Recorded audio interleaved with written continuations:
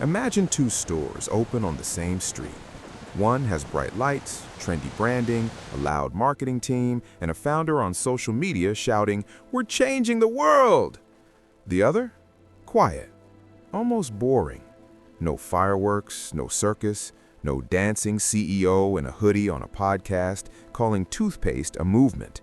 5 years later, one of them is gone.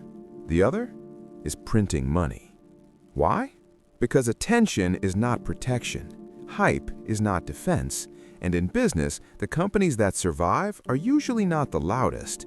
They are the ones surrounded by a moat. Not a medieval moat with crocodiles and suspiciously underpaid archers. A competitive moat. A structural advantage so annoying, so durable, so painfully difficult to cross that competitors keep showing up with swords and leave with invoices. Tonight, we're going deep into the real fortress of business. What actually protects a company? Not motivational quotes, not "we work hard," not "our team is passionate." Everybody says that. We're talking about the four killers: brand, data, distribution, switching costs. And by the end of this video, you'll never look at a successful business the same way again.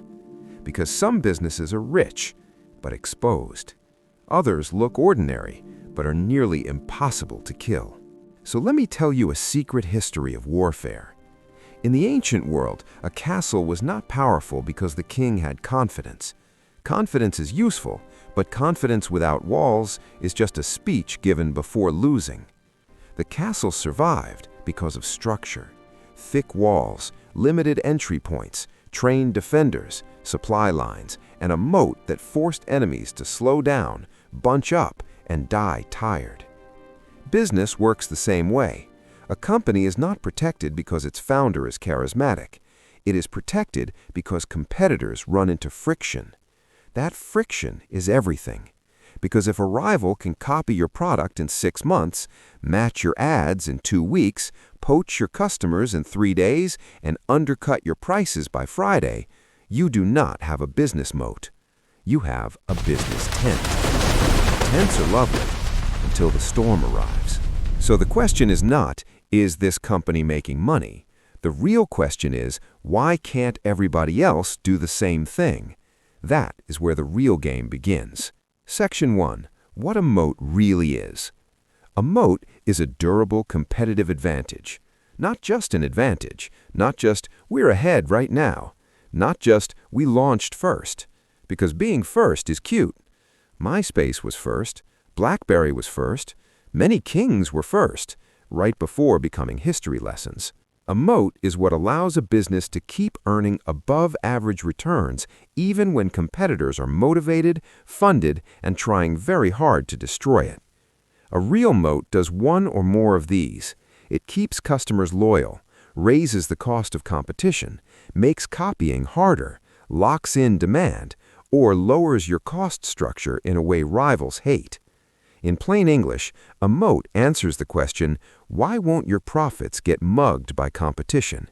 Because in capitalism, every good idea attracts imitators. The moment a business starts making strong margins, somewhere out there a competitor appears, like a raccoon smelling unattended food. So if you have no defense, success becomes a signal flare announcing, "Hello everyone, come compress my margins." That's why many businesses look successful for a moment and then flatten. They had growth, they did not have protection. Section 2. Brand, the moat in the mind. Let's start with the moat people understand best. Brand. Brand is not your logo. Brand is not your font. Brand is not, "we chose beige because beige is premium." Brand is what people feel when your name shows up. A strong brand is a psychological shortcut. It reduces perceived risk. It says, "this is probably safe. This is probably good. People like me buy this. I don't want to make a stupid decision, so I'll choose the familiar thing." That is power. And here's the magic. Brand lets a company charge more without having to explain itself every single time. That is not marketing. That is economic privilege. Why do people pay more for one bottle, one shoe, one phone, one watch, one coffee. Because brand doesn't just sell the object, it sells trust, identity, status, familiarity, and the comforting illusion that paying more means you are wise. Sometimes it does. Sometimes it means you paid $9 for coffee with Italian vowels. But either way, brand works because humans are not spreadsheets. We're emotional creatures, pretending to be rational after checkout. Why brand protects? A strong brand does 3 brutal things to competitors. 1. It lowers customer hesitation. If I know your name, I'm less afraid to buy.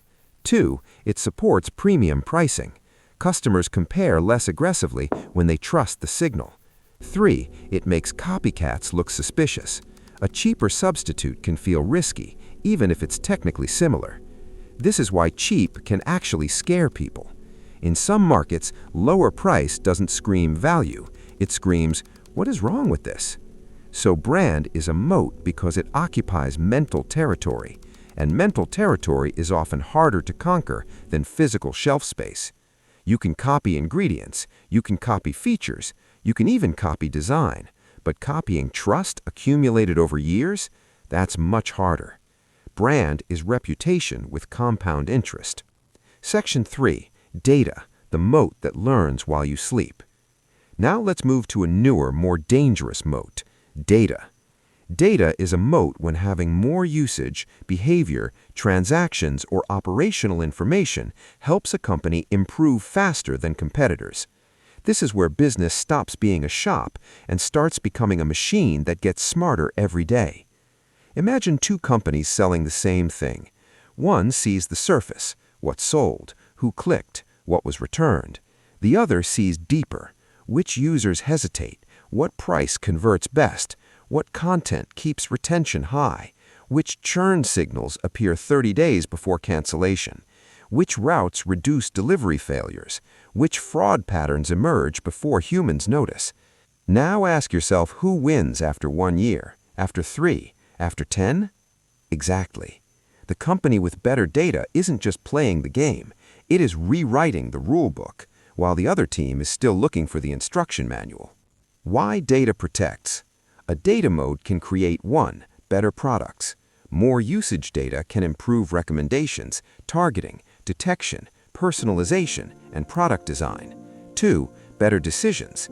The company sees patterns earlier and makes fewer blind mistakes. 3. Better economics. Higher efficiency, lower waste, better pricing, lower fraud, stronger retention. 4. A learning loop. More customers create more data. More data improves the product. A better product attracts more customers. And now your competitor is trapped in a nightmare carousel. This is especially powerful in digital businesses because in many categories, the winner is not the one with the best initial idea. It is the one with the best feedback loop. And that's terrifying, because a brand can fade, a store can close, a product can be cloned, but a company sitting on years of unique behavior data, clean infrastructure, and smart models, that company may look calm on the outside, while underneath, it is feeding a dragon.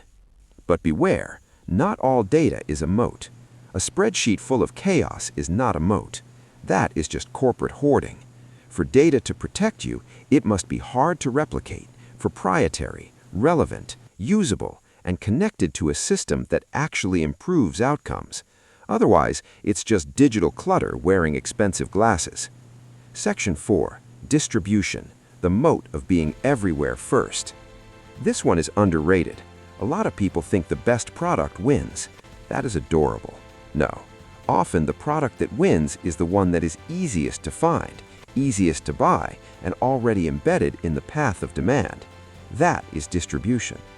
Distribution means how effectively can you get your product in front of the customer, at scale, repeatedly, before competitors do. And this is where many brilliant founders suffer emotional damage, because they build something amazing and then discover that amazing doesn't automatically arrive in people's hands. You can have the best burger in the city. If nobody can find your shop, your burger is just a private hobby with overhead. Why distribution protects? Distribution becomes a moat when a company has prime shelf space, dominant retail relationships, massive logistics, default placement, built-in channels, platform access, reseller networks, app store dominance, embedded partnerships, or direct customer reach at scale. This is brutal because distribution changes the battlefield. Your competitor is not merely trying to beat your product. They are trying to unseat you from habit, placement, and convenience. And convenience is a silent emperor. People say they want the best. Often they buy what is nearby, familiar, already installed, or one click away. That's why distribution can beat brilliance. A weaker product with stronger reach can crush a better product that arrives late. The hidden superpower. Distribution also lowers customer acquisition cost over time. If your channel is already built, your sales team knows the playbook, your logistics are optimized. Your partners trust you. Your inventory moves predictably. Your audience already expects you. That means every new product launched through that system has leverage. This is why large companies can look slow and still be dangerous. They don't need to invent lightning every Tuesday. They already own roads. And in business, the man who owns the road doesn't always care that your car is fast. Section 5. Switching costs. The moat of human laziness, risk, and pain. Now we arrive at one of the strongest moats in the modern economy. Switching costs. Switching costs are the money, time, effort, and emotional burden customers face when moving from one provider to another. That burden can act as a barrier to churn and strengthen pricing power. This is one of the most misunderstood powers in business because it hides in plain sight. A customer may not stay because they love you. They may stay because leaving you is annoying, and annoyance, in the right dosage, is wildly profitable. Let's be honest, human beings do not switch easily when switching means retraining staff, moving data, changing workflows, risking downtime, learning a new interface, redoing integrations, explaining things to management, and praying nothing catches fire. This is why certain enterprise software companies can behave like minor governments. Their product may not be beloved, it may not even be pretty. It may look like it was designed by a committee trapped in 2009. But if the whole company runs on it, good luck replacing it. You're not changing a tool. You're performing organizational open-heart surgery. Why switching costs protect? Switching costs defend a business by 1. Reducing churn. Customers delay leaving because the transition hurts. 2. Increasing customer lifetime value. Longer retention means more revenue over time. 3. Supporting price increases. If moving is painful, the customer tolerates more before leaving. 4. Raising the barrier for rivals. Competitors must not only be better, they must be better enough to justify the pain of switching. That last point is crucial. In a market with high switching costs, being 10% better may not matter. You may need to be dramatically better. This is why some challengers die confused. They build a superior product and still fail. Why? Because customers are not comparing products in a vacuum. They are comparing new product benefit versus switching pain. And switching pain is undefeated. If you have ever delayed changing banks, software, telecom providers, or even a cracked charging cable that only works if bent at a sacred angle, you understand this principle deeply. People endure suffering when replacement feels like paperwork. That's a moat, a very human moat, a moat built from inertia, risk aversion, and the ancient instinct to avoid unnecessary hassle. Section 6. When moats combine, things get scary. Now here's where the story gets interesting. The strongest companies rarely rely on just one moat. They stack them. And when moats stack, the business starts looking less like a castle and more like a continent. Imagine this combination. Brand makes customers trust you, distribution makes you easy to access, data makes your product improve continuously, switching costs make leaving painful. Now your competitor has a problem. To beat you, they don't just need a better product. They need to overcome customer trust, customer habit, customer convenience, customer migration pain, and your compounding learning loop. That is not competition. That is siege warfare. This is why some businesses stay dominant for years, not because nobody notices them, not because nobody tries, but because the total system is hard to unwind. A rival may breach one wall and discover there are 4 more behind it. That is the difference between a company that looks strong and a company that is structurally strong. Section 7. False moats. Things people mistake for defense. Now let's destroy some illusions, because many founders, investors, and overconfident LinkedIn prophets confuse temporary advantages with moats. Here are fake moats. 1. We're first. First can help, but if others can copy and distribute faster, first becomes thank you for market education. 2. We have a great team. Useful, yes. A moat, no. People can leave. 3. We have features. Features are the most copyable thing in the room.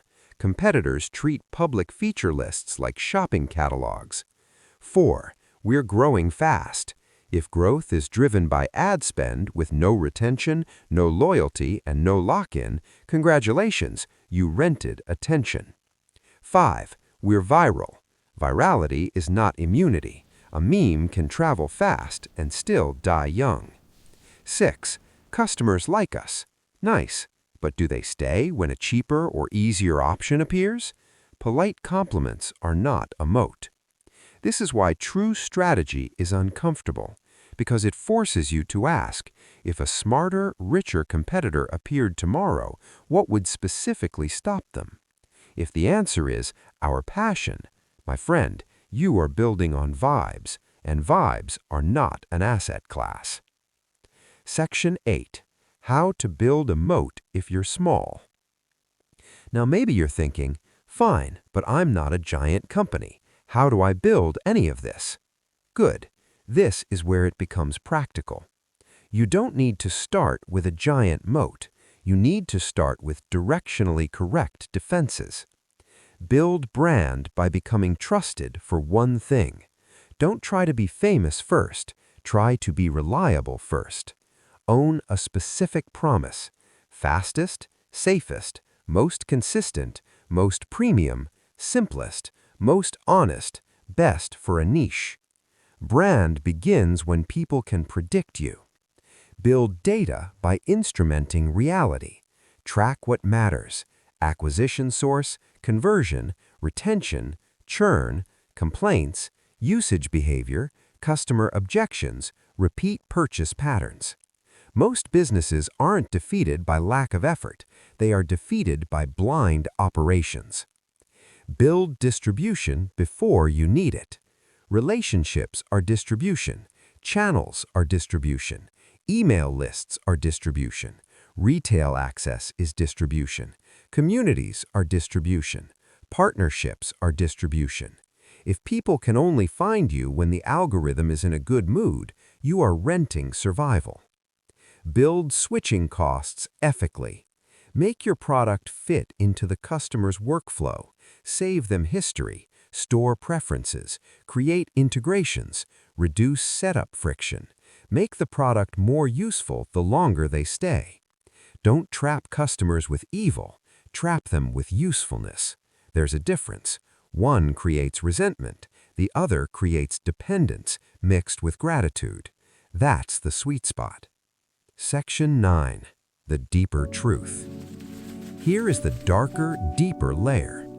A great business moat often works by quietly shrinking the customer's realistic alternatives, not by force, by structure. The customer still technically has options, but in practice, one brand feels safer. One platform knows them better. One channel is easier. One switch is too painful.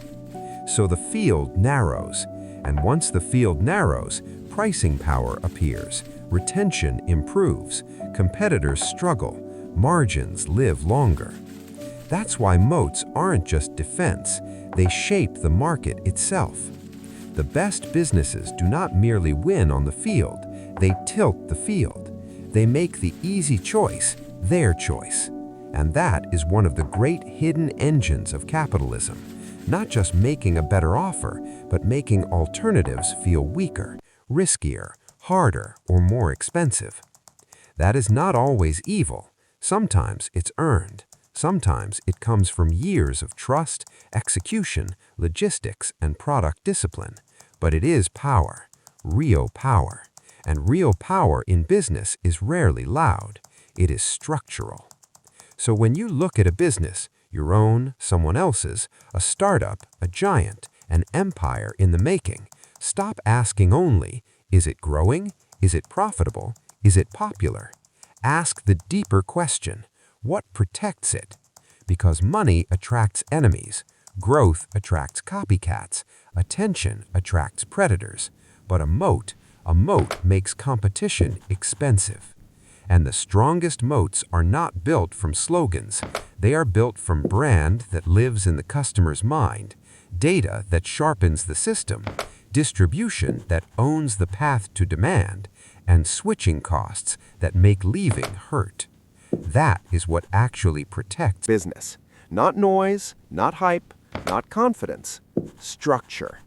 Because in the end, the market is a battlefield, disguised as a marketplace. And the businesses that survive are not always the flashiest. They're the ones that built walls before the war. If you enjoyed this, comment below.